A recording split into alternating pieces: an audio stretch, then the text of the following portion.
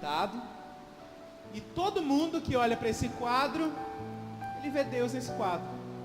E aí durante toda a história da humanidade foi pintado um quadro para você, de quem Deus é.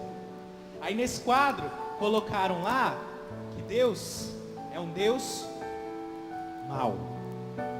Colocaram lá que Deus está distante. Ou quem sabe colocaram lá para você também que Deus, Ele não está esperando você pisar na bola para te pegar. Muita gente vive dessa maneira, porque foi pintado uma imagem de Deus nessa pessoa. E colocaram tantas outras coisas. E quando você chega para alguém e fala de Deus, essa pessoa ela parece que ela não quer, porque Deus é uma pessoa que estraga o seu prazer. Colocaram lá que Deus é aquela pessoa que não quer te ver feliz. Estragar o seu prazer. Porque que se eu for para Deus, eu vou ter que parar de fazer isso, vou ter que parar de fazer aquilo, vou ter que, ou seja, Deus é aquele que não tem que falar para você ficar parando de fazer o que você pode fazer. Essa imagem é a imagem que passaram dele. E hoje eu quero pintar um quadro novo para você. Então o que você vai fazer? Você vai pegar um apagador agora, pega aí um apagador na sua mão. Imagina que tem um quadro. Vamos lá, todo mundo mostra o apagador. Quero ver seu apagador. Todo mundo pega o seu apagador agora e pinta o quadro que pintaram de Deus para você. Só que só as partes negativas. Você vai pintar agora. Não quer pintar não, você vai apagar agora. Apaga aí. Todo o quadro que pintaram de Deus para você.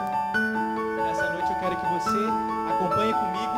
Nós vamos andar pela palavra de Deus. O pessoal do mídia que estiver aí, projeta para mim as passagens. Tem bastante passagem. Nós vamos andar pela palavra de Deus para conhecer um pouco desse coração esse Deus que é o nosso Pai. E eu gostaria que você abrisse lá em 1 João, se você tem Bíblia, projetar aqui 1 João capítulo 4. Nós vamos ler a partir do verso 7. Você pode ir acompanhando aí comigo, eu não vou ler com você.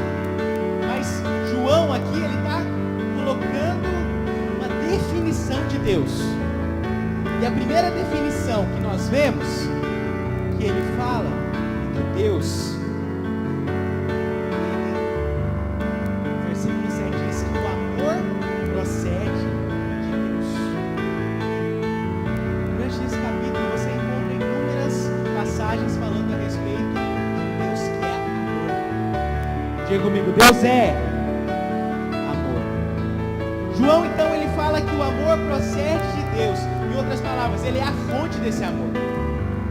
Ele é a fonte do amor, o início. E ele afirma, Deus é amor, no versículo 8. Deus é amor. Ele não diz, Deus é o amor. Não tem esse artigo aqui. Porque se tivesse, Deus seria o amor. Mas não, ele diz que Deus é. Por que ele fala isso? O que eu quero te dizer, não é simplesmente uma qualidade que ele possui. Mas o amor é aquilo que ele é na sua própria natureza. Mais ainda, sendo Deus amor, o amor que ele demonstra brota dele mesmo. Não vem de outro lugar, vem dele. A palavra Deus está precedida por um artigo, que significa que a declaração ela não é reversível. Seria errado você dizer, o amor é Deus.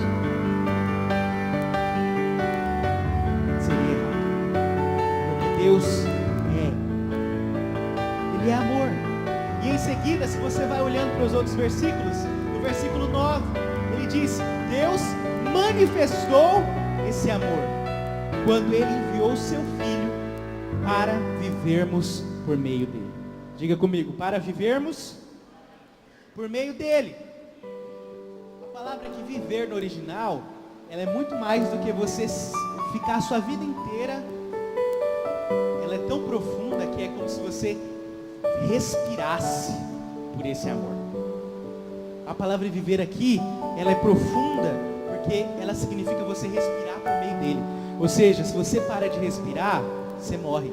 Se você para de desfrutar do amor de Deus, não tem como você continuar vivo. Porque você precisa viver por esse amor. Você precisa viver viver por esse amor.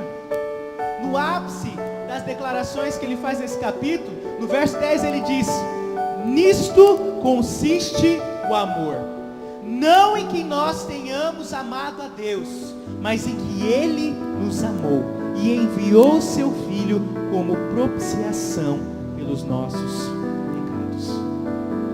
Deus, Ele não é só amor, como Ele manifesta esse amor para nós, quando Ele envia Jesus para morrer no meu e no seu lugar. Ele manifesta. Pula agora para o versículo 16 desse mesmo capítulo. Ele diz: e nós conhecemos e cremos. Diga, conhecemos e cremos no amor que Deus tem por nós.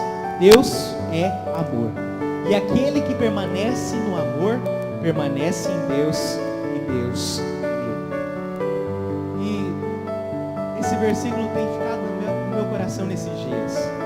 Ele diz que nós não apenas conhecemos o amor de Deus, mas nós também cremos nesse amor. Ora, por que não basta apenas você conhecer esse amor? Porque você podia saber que você é amado, como a gente fala que você tem que todos os dias se lembrar de ser amado. Mas João aqui, ele diz que você não tem que apenas se lembrar, mas você tem que crer que você é amado, crer no amor dele. Eu quero te falar, vai ter dias que esse amor vai ser testado na sua vida. Vai ter dias em que as coisas vão acontecer ao seu redor e o diabo vai ficar falando no seu ouvido: será mesmo que você é amado? Será mesmo? Isso não devia ter acontecido com você? Sua nota não tinha ter sido tão baixa no Enem? Ora, é o que o diabo nos fala o tempo inteiro. Todo o tempo, foi o que ele fez com Jesus. Ele fica tentando fazer você duvidar do amor de Deus. E aí acontece um probleminha com você, ele vem e começa a dizer que você não é amado assim como você imagina. É por isso que João diz que nós precisamos não apenas conhecer o amor, mas nós temos que crer no amor dele. Crer no amor dele. Lá, quando nós lemos, Romanos diz que o amor de Deus, nada pode separar desse amor. Nada, porque ele não está em você, porque a base desse amor não é o seu bom comportamento. Você pode dizer um glória a Deus por isso? Já pensou se Deus fosse te amar por causa do seu comportamento? E aí? Esse amor estava numa base sólida? Nunca nessa vida. Se dependesse do seu comportamento para Deus te amar, você estava no sal. Não depende do seu bom comportamento. A Bíblia diz que o amor dele, esse amor que nada pode separar dele, está firmado em Cristo, no sacrifício de Cristo. É em Jesus que esse amor está firmado. Por isso que o amor de Deus não muda pela sua vida. Não tem nada, a gente fala isso muito no encontro com Deus, né? Não tem nada que você pode fazer que o amor dele vai diminuir por você. Nada que você pode fazer que o amor dele vai aumentar por você. O amor dele é o mesmo sempre. Porque Deus é amor e Ele ama você. Deus ama você. Ele não muda. Ele não pode mudar, porque o amor é a natureza de Deus. O amor faz parte da sua natureza. Deus é amor. Deus é amor. E Ele ama você. Se você hoje tiver uma revelação desse amor, se você hoje tiver uma percepção no seu espírito do quanto Ele ama você, eu te falo, o seu relacionamento com Ele não vai ser mais o mesmo. Você sabe por que tem muito adolescente que não consegue orar, muito jovem que não consegue orar, não consegue cantar, não consegue adorar, não consegue fazer o seu espírito se conectar até Deus? Porque ele duvida do amor de Deus. Ele fica lembrando das coisas erradas que ele fez. Quando você se esquecer de você e olhar para Ele, ter esse relacionamento baseado nesse amor, seu relacionamento com Deus nunca mais vai ser o mesmo. Eu te falo, eu me lembrava dos dias, momentos de adoração que eu tinha no quarto. Não sei como que você ora, mas eu imaginava Deus, eu ficava pensando em Deus. Eu deitava minha cabeça na cama, de joelhos, e eu imaginava que aquelas eram as pernas do Senhor. E tinha dias que eu falava: Deus, me carrega no seu colo, eu quero sentir o teu abraço. Você precisa ter essas experiências com Deus, experiências no seu quarto, de sentir Ele te abraçar. Deus, Ele não está mais preocupado com o seu pecado. O seu pecado foi resolvido na cruz. Deus, Ele está preocupado com a nossa distância que a gente está dele. Deus está preocupado com a distância que você está do Senhor. E eu quero te falar, a primeira pintura no quadro novo que você está fazendo é que Deus é amor. Você nunca pode esquecer disso. Você nunca pode esquecer que você é amado. Como João disse no versículo que nós lemos: nós conhecemos e cremos que Deus nos ama. Conhecer e crer. Conhecer e crer. Quando você crê em algo, essa crença ela muda todas as suas atitudes. Toda a sua vida ela é baseada naquilo que você crê. Quando você passa a crer que Deus Ele é amor e Ele ama você, sua vida não tem como mais ficar do mesmo jeito. O seu relacionamento com Ele, o seu relacionamento de adoração, o seu relacionamento de intimidade com o Pai, ele muda. Porque você sabe que Ele ama você. Independente das suas falhas e dos seus erros, Ele não está querendo te bater, te dar uma cintada. Não. Ele ama você. Ele quer você pertinho dele. Ele quer você pertinho dele. Romanos, no capítulo 2, versículo 4, eu quero falar um pouco também sobre a bondade de Deus. Deus, Ele é bom. Nós vamos olhar na palavra de Deus, através de Jesus, como o amor, a bondade de Deus se manifesta. E lá em Romanos, no capítulo 2, versículo 4, diz: ou será que você despreza as riquezas da sua bondade, tolerância e paciência, não reconhecendo que a bondade de Deus o leva ao arrependimento? Oséias, no capítulo 3, versículo 5 diz: e nos últimos dias, tremendo, se aproximarão do Senhor e da sua bondade. Eu te falo, que bondade é essa? Que bondade é essa que diz que nós vamos nos aproximar tremendo? Que bondade é essa que diz que Deus vai nos constranger pela sua bondade e nos levar ao verdadeiro arrependimento? Você já ouviu pregações de arrependimento? Aquelas pregações que você tem que se arrepender, de apelo de arrependimento? E no alto dessas pregações, os pregadores falam, né? Arrependa-se! Arrependa-se! Raça de víboras. E aí as pessoas dizem que naquele momento elas tremiam e parecia que o chão ia abrir se elas não aceitassem a Jesus. A gente vê na história que isso acontecia muitas vezes. E parecia até que não era tanta bondade, né? Que as pessoas parecem que vinham com medo de ir para o inferno. Mas se você olha para a vida de Jesus, você percebe claramente o que é ser constrangido pela bondade. O que é ser constrangido pela bondade de Deus, te levando a uma vida de arrependimento, te levando a uma vida de desfrutar de intimidade da presença de Deus. E o primeiro cara que eu quero falar para você conhece a história dele? Tem uma musiquinha que cantam muito dele, que é Zaqueu. Conhece a história de Zaqueu? Zaqueu, se você não sabe, ele era um cara muito odiado pelos judeus. E a Bíblia diz que em determinado momento, essa história está lá em Lucas no capítulo 19, depois você pode ler em casa, diz que Jesus estava passando ali por aquele lugar, e ele parou, e tinha uma multidão em volta dele, e tinha um cara subindo em cima de uma árvore.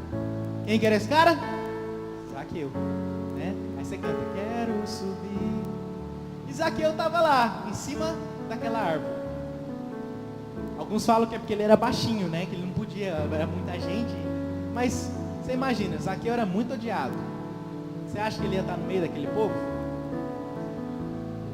Que a hora que Jesus fala que quer ir para a casa dele, todo mundo fala, uai, quer ir para a casa desse pecador? Ele era odiado. Eu creio que Zaqueu estava lá em cima da árvore também, porque ele não era para ficar no meio do povo, não. O povo não gostava de ficar perto dele. Mas o cara mais famoso daquela época, o cara que estava arrastando as multidões, de repente vai na casa de alguém que era muito odiado, que era rejeitado. Ele do nada para no meio da multidão, olha, vai lá naquela árvore, olha para cima e fala: Zaqueu, hoje eu quero ir para sua casa. Hoje eu vou comer lá na sua casa, lá boia. E aí Jesus vai para a casa de Zaqueu. E a Bíblia não diz o que acontece lá dentro, sim, com precisão. Só fala que ele estava lá na casa dele e de repente Zaqueu chega para Jesus e fala para Jesus que se ele tivesse roubado alguém, ele ia dar 4 vezes mais. Jesus, o cara mais famoso, de repente entra na casa de um cara muito odiado, que era rejeitado, que as pessoas não gostavam dele, para estar com ele. E a atitude de Jesus de ir até a presença de Zaqueu levou ele a um arrependimento. Jesus mostrou bondade quando ele foi entrar na casa de Zaqueu. Ele mostra uma bondade muito grande quando ele vai até a casa de Zaqueu. Quero te falar, quando Jesus foi lá, não diz que Jesus chamou ele de ladrão, que falou para ele se arrepender, não fala nada disso. Diz que ele tomou a iniciativa quando ele viu a bondade de Jesus. Quando Jesus mostrou a bondade dele, Zaqueu então se arrepende. Outro exemplo que eu quero te dar, ele está lá no livro de Lucas, no capítulo 5, do versículo 1 em diante. Vamos ler lá? Diz assim, acho que eu estou na LTNH.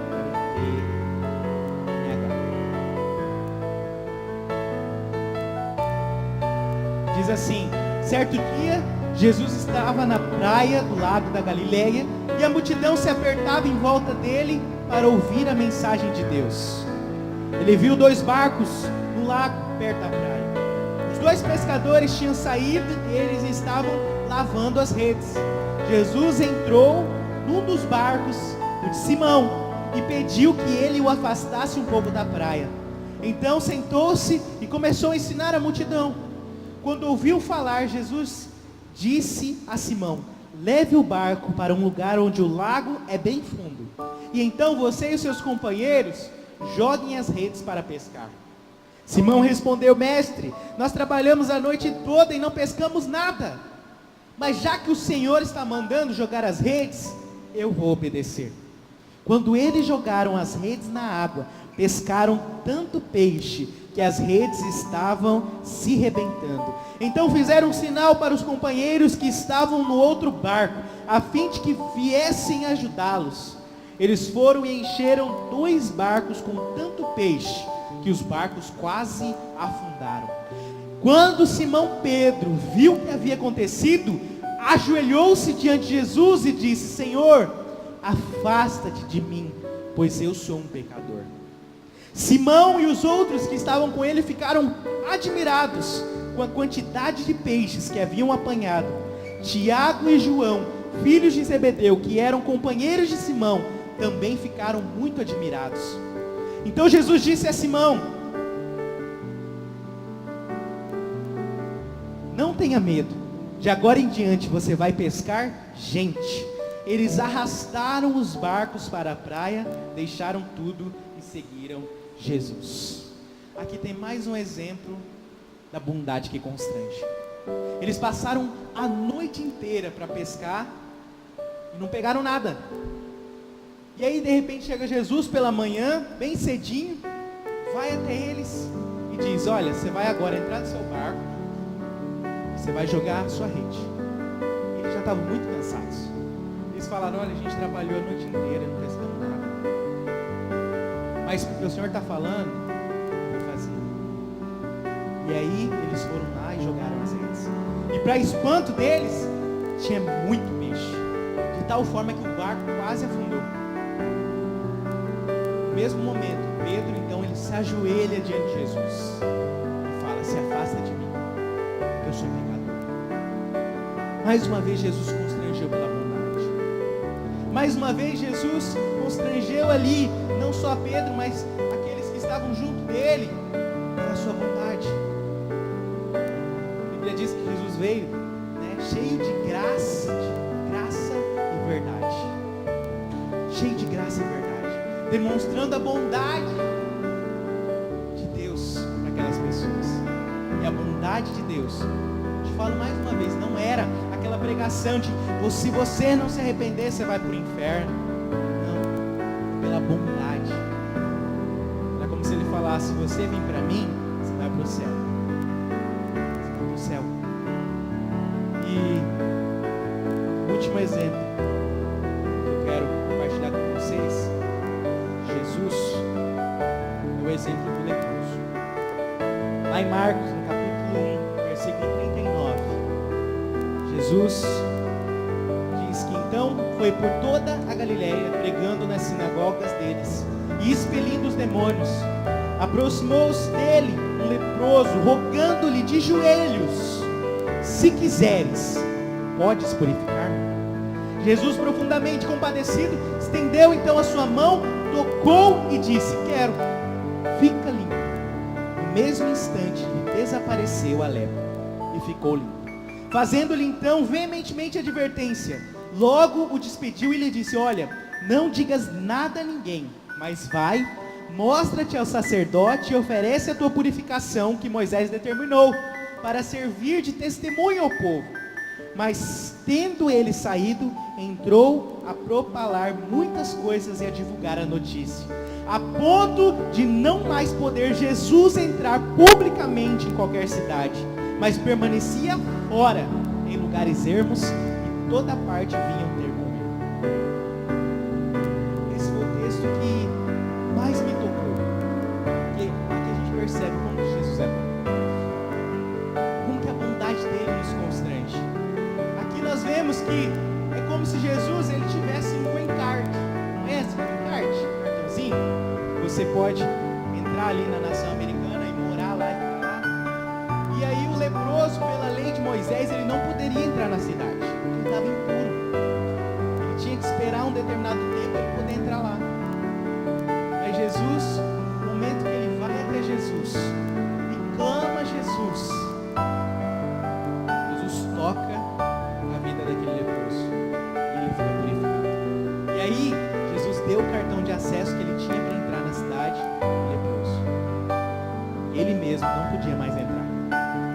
Era como se ele dissesse: olha, você não pode entrar lá, você não tem passe livre, mas eu tenho passe livre, e eu vou te dar um passe livre, você vai entrar. Eu não tenho problema de ficar aqui fora, eu posso ficar aqui. A palavra diz que ele não poderia entrar em nenhuma cidade, tinha que ficar para fora. E Jesus, num ato de bondade, troca de lugar com aquele leproso. Jesus é bom. A palavra diz que Jesus disse que quem vê ele vê o Pai. E ele só poderia fazer, ele só fazia o que viu o Pai dele fazer. Jesus praticou esses atos de bondade que constrangeu muitos ao arrependimento, porque o próprio Deus é bom. Deus é bom. Para de duvidar da bondade de Deus. Para de duvidar de que Ele é bom. Esses são exemplos da bondade de Deus. Eu poderia aqui ficar falando muitos outros. Está recheado em toda a palavra de Deus. Mas eu quero te falar, à medida com que você muda a sua visão, à medida em que você muda a sua visão de Deus, as outras pessoas também que estão ao seu redor vão ser afetadas. Quando você começa a enxergar que Deus é bom, que Ele cuida de você, que Ele é o seu Pai que ama você, as pessoas que estão ao seu redor vão ver isso na sua vida, porque você fala aquilo que o seu coração está cheio. E se o seu coração está cheio da bondade de Deus, de experimentar de como Deus é bom, é disso que você vai falar. Se você olha para Deus e vê amor nele, é isso que você vai expressar para as outras pessoas. Por isso hoje você tem que mudar a visão de Deus. Hoje você precisa mudar a maneira como você olha para o Senhor. No capítulo 5 de Cantares, acontece uma situação aonde o livro ele trata do relacionamento do amado com a amada. E aí o amado ele não estava mais sendo visto. Ela não encontrava ele. E ela chegou para as amigas, a amada, e ela disse: olha, se você vê o meu amado, fala para ele que eu estou apaixonada, eu quero ele, eu quero a presença do meu amado. E elas fazem uma pergunta, as amigas, elas olham para a amada e elas falam: olha,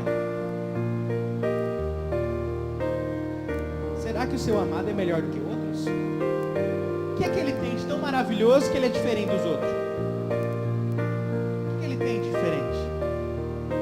Na mesma hora, a amada, aquela que estava apaixonada, aquela que tinha os olhos para o amado, ela responde.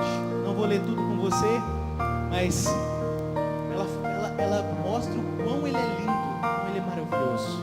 E ela diz: entre 10.000 homens, o meu amado é o mais bonito e o mais forte.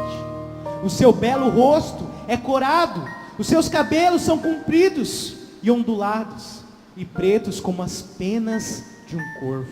Os seus olhos são como os olhos de pombas na beira de um riacho, pombas brancas como leite, banhando-se ao lado da correnteza. O seu rosto é bonito como um jardim de plantas perfumadas. Há uma beleza aqui. E a amada descreve ele de tal maneira, mostrando como ele era bom. Ela termina de fazer a descrição, ela terminou de exibir o amado dela, as amigas então olham para ela e falam: você, a mais bela das mulheres, responda, para onde foi o seu amado? Que caminho ele seguiu? Nós a ajudaremos a encontrar. O coração delas foi tocado por causa do coração da amada, descrever o quão o amado é maravilhoso. Quando você tem uma experiência com Deus tão forte, seus lábios, a sua boca vai ser cheia das coisas boas de Deus. E quando você for falar de tamanha beleza, de tamanha bondade, outras pessoas vão ser tocados pelas suas palavras. Outras pessoas vão experimentar aquilo que você tem experimentado. Somente alguém que é apaixonado pelo amado pode falar como a amada o descreveu. E hoje a minha oração é que você tenha essa experiência, para que outras pessoas sejam atingidas pelo amor e a bondade de Deus. Zaqueu, ele subiu na árvore. Pedro se ajoelhou. O leproso foi até o encontro de Jesus. Todas essas foram atitudes de alguém que quer o amado, que se arrepende. Todos eles manifestaram frutos de arrependimento. Todos tomaram uma atitude em resposta a essa bondade. E hoje eu quero te convidar, você também, a tomar uma resposta, a você também ir de encontro ao seu amado, aquele que ama e quer derramar a bondade dele ainda mais na sua vida. Eu gostaria que você ficasse de pé no seu lugar nessa hora.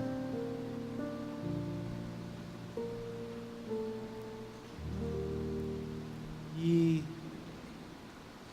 hoje eu quero te convidar. Pode apagar as luzes. Quero te convidar a tomar uma atitude de olhar diferente para o seu amado. Eu gostaria que você fechasse seus olhos onde você está. Salmo 145, no versículo 13 diz: o teu reino é reino eterno, e o teu domínio permanece de geração em geração. O Senhor é fiel em todas suas promessas e bondoso em tudo que faz. Esse é o seu Pai. Se você, nessa noite, quer se entregar mais uma vez a esse amor, correr para os braços do seu Pai, daquele que ama você com um amor incondicional, nesse momento, eu gostaria que você saísse do seu lugar e viesse aqui à frente, como alguém que corre para os braços do seu amado, como alguém que deseja ter uma experiência nova de intimidade, de proximidade com o Senhor. Se ajoelhasse aos pés do seu amado, se ajoelhasse aos pés do seu amado,